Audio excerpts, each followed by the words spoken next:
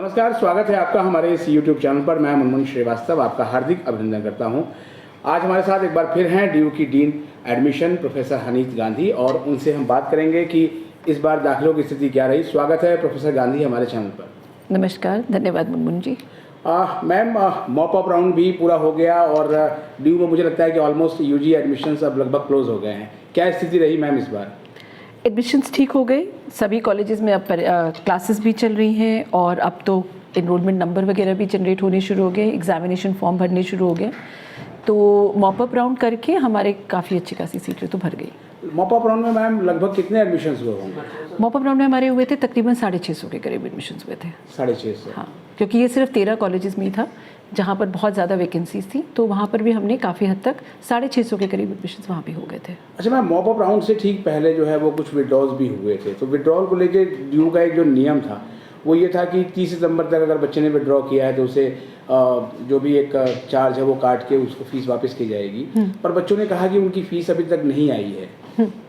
देखिए, ये जितनी भी प्रक्रिया होती है इसमें थोड़ा सा टाइम लगता है, क्योंकि रिफ़ंड हम तब शुरू करते हैं जब हमारी सारी रिकन्साइलेशंस हो जाती हैं। उसके बाद फिर मॉप अप राउंड भी था, तो जब ये सारे प्रक्रिया ख़त्म होगी तो हम अपना रिफ़ंड का प्रोसेस शुरू करते हैं।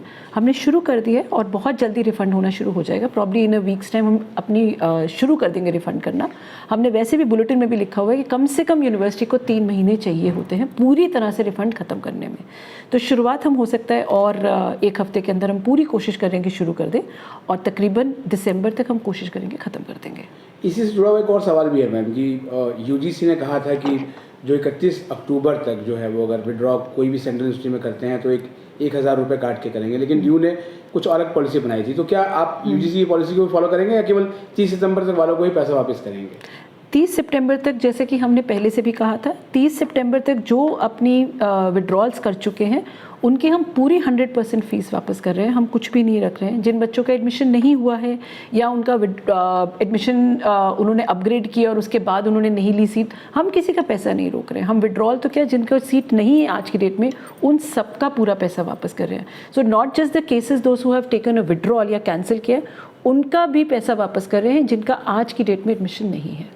तो सबका हमने, जिन्होंने 30 सितंबर तक जो हमारी डेडलाइन थी वहाँ तक जिनका जो भी स्टेटस है उस हिसाब से, किसी का बैलेंस है, किसी की पूरी फीस जानी है, वो सब हम वापस कर रहे हैं। मॉप अप राउंड में मैम जो है वो भी बच्चों का एक सवाल था कि जब मॉप अप राउंड निकाला गया तो उम्मीद की जाती थी कि उसका राउंड 2 भी आएगा, लेकिन वो नहीं आया। नहीं, ऐसा मुझे नहीं पता कि कैसे लगा। हमने नहीं कहा, हमने तो सिर्फ यही कहा था कि मॉप अप राउंड होगा और एक ही कहा था। हमने कहीं भी ऐसा नहीं कहा कि मॉप अप राउंड दोबारा भी होगा। लेकिन मॉप अप राउंड में मैम जो है वो कॉलेजेस ने क्या किया कि कट ऑफ बहुत ऊंची रखी और फिर बच्चों का एडमिशन नहीं हुआ। इस बार कट ऑफ और प्रेफरेंस शीट के जो बीच में बच्चे उलझ के रह गए। देखिए, मॉप अप राउंड हमने बिल्कुल लास्ट स्टेज में किया था उन कॉलेजेस में जहाँ पर हमें लग रहा था, जिन कॉलेजेस ने आप ही के चैनल पे इनफैक्ट जिन्होंने कहा था कि हमारे पास लोकल कॉन्टेक्स्ट होता है, जैसे 2-3 कॉलेजेस का आपने जब इंटरव्यू लिया था तो उन्होंने कहा था कि हमारे लोकल कॉन्टेक्स्ट होता है, वहाँ पर ऐसे बच्चे होते हैं जो लोकली जुड़ना चाहते हैं। तो हमने सोचा कि एक मौका उन कॉलेजेस को भी देना चाहिए ताकि वो अपने लोकल कॉन्टेक्स्ट से जो उनको लग रहा था कि उन्हें करना चाहिए तो उनको भी एक मौका देना चाहिए। इसीलिए मॉप अप राउंड सिर्फ उन्हीं कॉलेजेस के लिए किया था जिन कॉलेजेस में हमें लगा कि ज़्यादा या तो डेफिशिएंसी है या जिनको अपने लोकल कॉन्टेक्स्ट से भी बच्चे उनके पास आ सकते हैं। तो ये पूरी प्रक्रिया हमने कॉलेजेस के दे दिया था, उत्तरदायित्व पूरा उनको दे दिया था कि वो डिसाइड कर लें कितनी कट ऑफ उनको रखनी है, बिकॉज वो जानते हैं कि उनके पास किस तरह के स्टूडेंट्स अप्रोच कर रहे थे। हो सकता है वो हमारी ब्रांच में अप्रोच ना कर पा रहे हो, लेकिन उन्हें पता था कि वो वहाँ पर आ रहे हैं तो किस किस तरह की उलझने अगर उनको आ भी रही है किसी तरह की। किसी ने, जैसे आपके चैनल पर 1-2 प्रिंसिपल्स ने कहा था कि प्रेफरेंस शीट नहीं भर पाए या लड़कियाँ की लोकल कॉन्टेक्स्ट की थी, तो अच्छा है ना, उन्हें भी एक मौका मिलना चाहिए। इसीलिए उन्हीं कॉलेजेस के लिए हमने मॉप अप राउंड किया था। बहुत 13 कॉलेजेस थे, सारे कॉलेजेस भी हमने नहीं इंक्लूड किए थे। DU ने मैम इस बार जो है वो BTech शुरू किया, उसके और ITEP शुरू किया, BA LLB और BBA LLB भी शुरू किया जी। इनके एडमिशन्स की क्या स्थिति है? वैसे तो ये मैं I feel very happy and very proud to share कि दिल्ली यूनिवर्सिटी ने इस साल ना सिर्फ UG और PG को लेते हुए भी, लेकिन उसके अलावा भी हमने इस साल इतने कोर्सेज स्टार्ट किए हैं, तो शायद I don't know, I may be wrong, but according to my limited knowledge शायद पहली बार ऐसा हुआ है कि दिल्ली यूनिवर्सिटी में इतने प्रोग्राम्स एक साल के अंदर स्टार्ट हुए। हमने यहाँ MA कोरियन स्टार्ट किया इस साल, MA चाइनीज़ स्टार्ट किया इस साल, MA हिंदू स्टडी स्टार्ट किया इस साल, हमने BTech के 3 प्रोग्राम्स इस साल स्टार्ट किए, हमने ITEP में 3 प्रोग्राम्स इस बार स्टार्ट किए हैं, हमने 2 प्रोग्राम BA LLB और BBA LLB स्टार्ट किया है। तो इसी साल मेरे ख्याल से दिल्ली यूनिवर्सिटी ने तकरीबन 7-8 पोर्टल्स के ज़रिए इतने एडमिशन्स को संभालने की कोशिश की है और सभी प्रोग्राम्स में बहुत अच्छा एक रिस्पांस मिला। बीटेक में कंप्यूटर साइंस और इलेक्ट्रॉनिक्स में काफ़ी हद तक सीटें भर गई। इलेक्ट्रिकल में कुछ खाली रही तो हमने पूरी कोशिश करते रहे कि स्पॉट निकाल के कि एडमिशन हो जाए उसमें, लेकिन नेवरदलेस हमारे कंप्यूटर साइंस और electronics are completely full. Then are Hindu studies उनका अभी चल रहा है, उनकी 3rd लिस्ट अभी आज ही शुरू हुई है, तो उसमें भी हमें उम्मीद है क्योंकि बहुत सारे तकरीबन 500 के करीब एप्लीकेशंस हमारे पास MA हिंदू स्टडीज़ में आई थी जो करना चाह रहे हैं, तो उनकी भी लिस्ट चल रही है, तो उनका भी एकेडमिक सेशन बहुत जल्दी स्टार्ट हो जाएगा। MA Korean, MA Chinese, despite of the fact कि बहुत लेट स्टार्ट हुए तब भी उनके पास एक साइजेबल नंबर ऑफ बच्चे आ गए हैं कि वो भी अपना बैच स्टार्ट कर सकते हैं। Then BA LLB and BBA LLB का हमारा अभी चल रहा है प्रोसेस। अभी मैं पोर्टल चेक कर रही थी तो तकरीबन 80% स्टूडेंट्स ने अपना एक्सेप्टेंस ऑफ़र कर दिया है। 83 स्टूडेंट्स ने एक्सेप्टेंस दे दिया है आउट ऑफ 120। और मुझे अभी लॉ डिपार्टमेंट बताया था कि बहुत सारे बच्चे हैं जो कहीं और एडमिशन हो गया था किसी और NLU में, वो भी दिल्ली यूनिवर्सिटी ज्वाइन करना चाहते हैं। I think that's a matter of pride and happy. We are happy to even get these students who want to join Delhi university. Similarly जो हमारा ITEP का कोर्स है जो 3 कॉलेजेस में है, उसमें भी अभी मैंने चेक किया 150 में से 150 हमने एलोकेशंस की, उसमें से 96 स्टूडेंट्स ने एलोकेशन एक्सेप्ट कर ली है।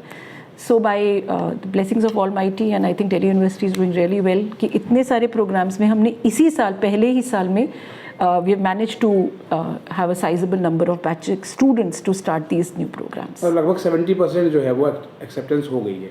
80% 70 से 80 चलिए ठीक है, चलिए लेकिन ठीक एक मैम है। जो है वो बीटेक में इलेक्ट्रिकल इंजीनियरिंग में जैसा कहा जा रहा है, ये तो एग्जैक्ट आंकड़ा आप ही बताएंगे कि लगभग इसमें 40 सीटें खाली रह गई हैं है तो इलेक्ट्रिकल में कुछ सीटें ज़रूर खाली हैं, लेकिन हो सकता है शायद पहला साल था और 40 अगर खाली भी रहेगी तो ओवरऑल 360 का इनटेक था, उसमें अगर 40% खाली रह गई है तो अगले साल देखिए जब पहला प्रोग्राम स्टार्ट होता है तो कभी कभी कई लोगों के एप्रीहेंशंस होते हैं और था भी ये JEE के सब कुछ हो चुका था उसके बाद एडमिशन हुआ है। Even then I think we have done a good job.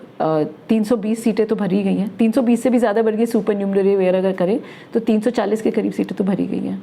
BA LLB और BBA LLB की जहाँ तक रिस्पांस की बात है तो क्या इसके लिए मुझे लगता है कि सेकेंड राउंड भी लाने की ज़रूरत पड़ेगी? अभी देखते हैं, अभी कह नहीं सकते, अभी तो 2-3 दिन और हैं और 5 नवंबर तक इसके 12 बजे तक इसके अभी चलता रहेगा पूरा प्रोसेस।